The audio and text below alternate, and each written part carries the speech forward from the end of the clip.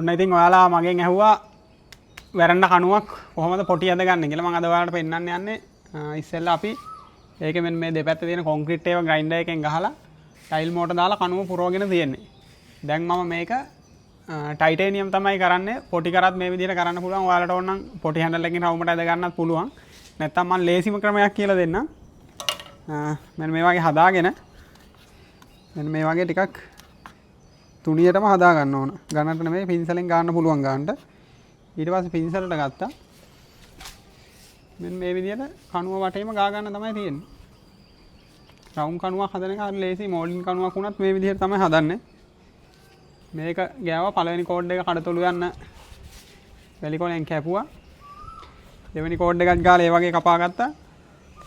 තුන්වෙනි කෝඩ් එකත් ගාලා කපනකොට ගානට කණුව හැදෙනවා.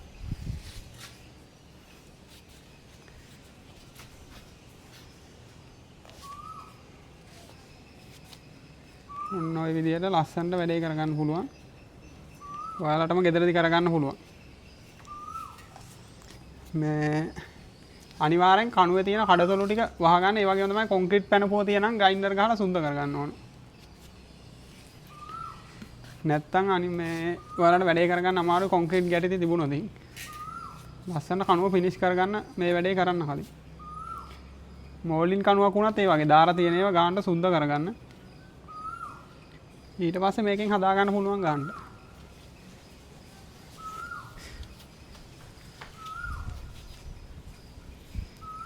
මෙහෙම ටිකක් ගාලා පින්සල හයි වෙනවා වගේ නම් පින්සල වතුර එක දාලා අරගෙන ආයි පොඩ්ඩක් ගානට අතුල්ලන්න. එතකොට හරි.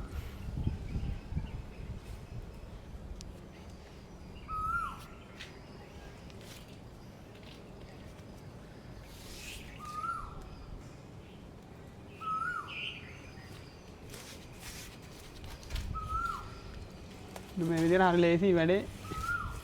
එවෙදී කියලා දෙන්නේ නැහැ කවුරුවත්. වැඩ නැති වෙයි කියන බයට. මේක බලන ගමන් පේජ් එකත් ෆලෝ කරගෙන යන්න. වීඩියෝ එකට ෂෙයා කරන්න තව කෙනෙක්ට බලන්න. ඔයා විතරක් දැකලා වැඩක් නැහැ. හැමෝම මේක ඉගෙන ගන්න ඕන. ඉතින් ගෙදරක වැඩක් ලේසියෙන්ම කරන්න පුළුවන් මේ ක්‍රමය. දැන් බලන්න පුළුවන් යට ටිකත් මම මේ විදිහට හදලා තියෙන්නේ.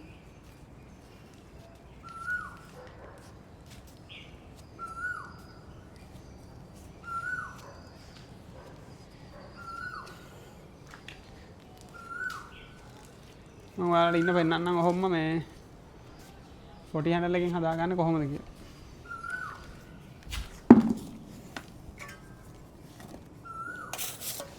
පොටි හැන්ඩල් එකකින් හදනවා නම් ඒකත් මේ විදිහට හදන්න පුළුවන්.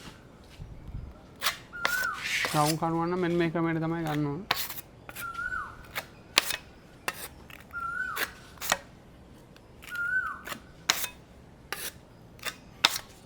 බලන්න පින්සලෙන් ගාගත්ත ගුණත් මෙන්න මෙහෙම ඇදලා ෆිනිෂ් කරගන්න පුළුවන්.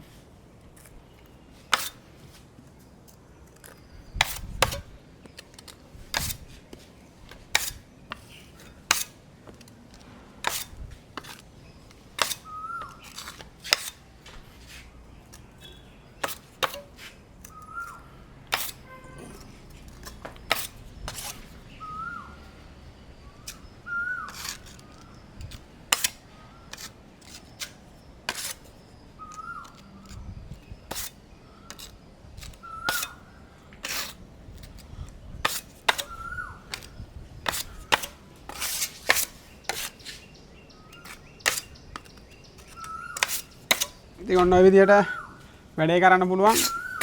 එහෙනම් මේක බලලා තමන්ගේ ගෙදරක වැඩක් කරගන්න වීඩියෝ එකක් ෂෙයා කරන්න පේජ් එකත් ෆලෝ කරගෙන යන්න හැමෝටම ජය වේවා.